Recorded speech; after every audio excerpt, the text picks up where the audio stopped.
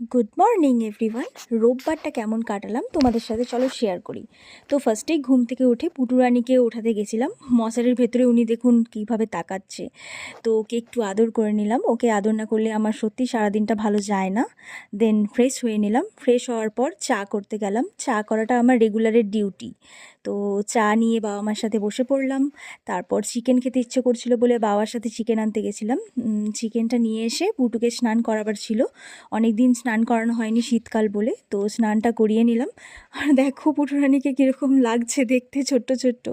তো আজকে চিকেন হয়েছে বলে উনি তো চিকেন ভাত খাবেন, ওনাকে চিকেন ভাত খাইয়ে নিলাম। দেন চিকেনটা তো প্রিপেয়ার হয়ে গেছে। সেই দিন হয়েছিল মেথি শাক, চিকেন অ্যান্ড আলু সেদ্ধ, ডিম সেদ্ধ মায়ের জন্য। মা যেহেতু চিকেন ভালোবাসে না, চিকেন খায় না, সেই জন্য। তো চিকেনটা তো জাস্ট অসাধারণ হয়েছিল, মায়ের হাতে রান্না তো অলওয়েজ বেস্ট। দেন বিকেলটা পুটুরানিকে একটু খেলা করিয়ে শেষ করলাম দিনটা। চলো টাটা।